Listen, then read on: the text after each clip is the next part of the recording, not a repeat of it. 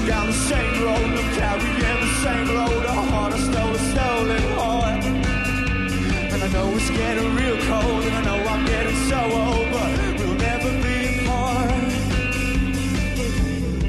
My name's Graeme Watkins. I'm a 16-year-old girl from Cape Town. I like long walks on a beach, and pina coladas. Hi, V Entertainment. I'm Graeme Watkins, and we are the Graeme Watkins Project. Cause these bloodshot eyes are mine. They cry in the wine. They cry in the wine that we drank last night. After completing season 5 of Idols, I was the runner-up that year, and it took me about a year and a half to really kind of establish what it is I wanted to do in terms of music.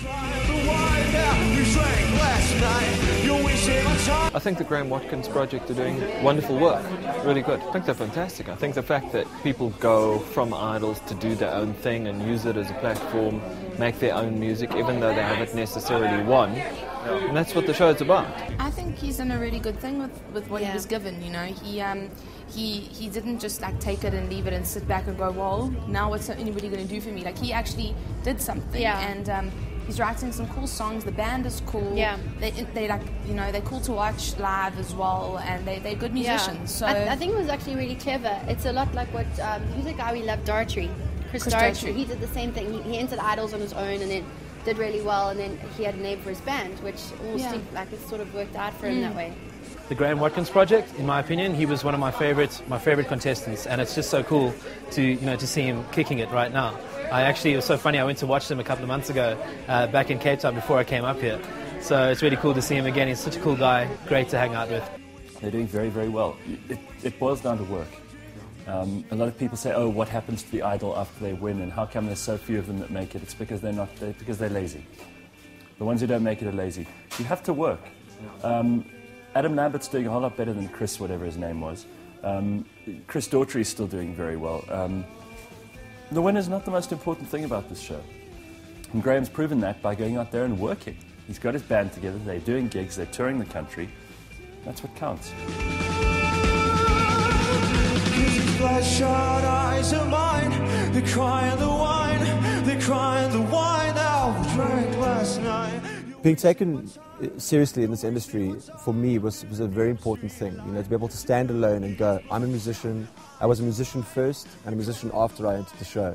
The show many people perceive as a quick fix, particularly the guys that have really slogged it out for like 10 years and stuff like that.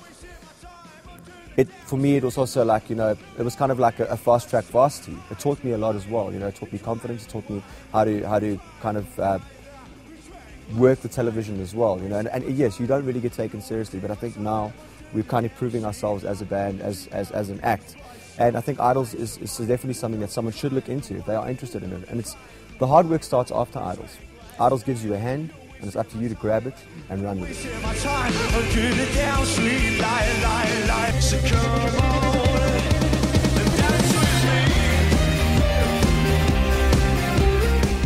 The sound for me really kind of personifies our different influences, you know, and it's really a result of the chemistry. It wasn't planned, it was a beautiful, beautiful accident, you know. Reno is kind of based very largely in the whole indie rock scene. You know, his guitar lines are very based in that indie rock. Rudo is a jazz bassist by kind of trade, you know, so you've got those groovy jazz lines, those kind of 70s disco lines that come through. Maddie's a very, very popular pop drummer like Celine Dion. So, you know, that's his main influence, that and Brittany Houston. I do like Celine Dion, but it's just not cool to like Celine Dion when you're in a rock band. I don't listen to it when I'm blown drying my hair, I promise. When it comes to the four of us, we're really lucky that there's an awful lot of respect.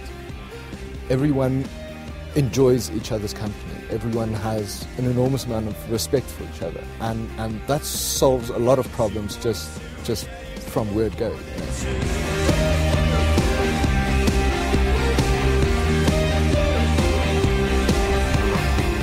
Graeme and Rudo are the best for entertainment. They just go at each other and let everybody else laugh, and it's amazing, you know? We try our best to keep Rudo and Graeme separated.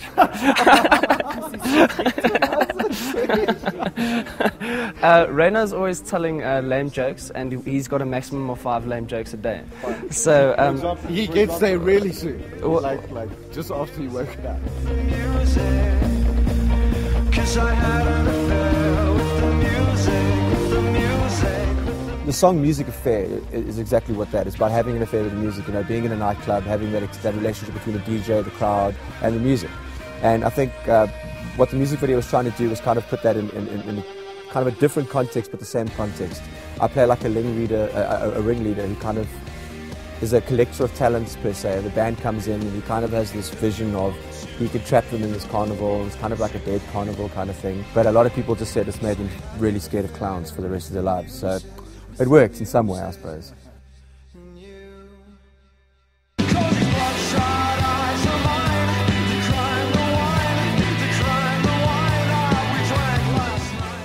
We just recently shot a video for Bloodshot Eyes, which is our second single that we released.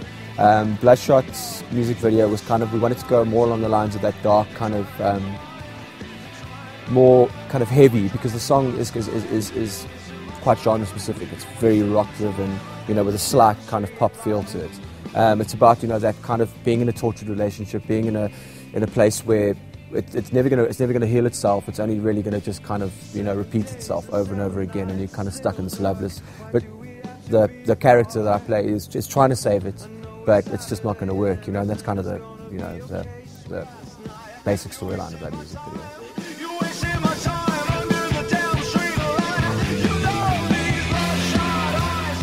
We have the Graeme Watkins Project Twitter account, which you should follow. It's GRAWAT Project. Go follow us there just to keep up to date with all our happenings, but we all got our personal ones as well. So go follow us individually. You're going to laugh most of the time with all our tweets. So yeah, it's really, really fun following us.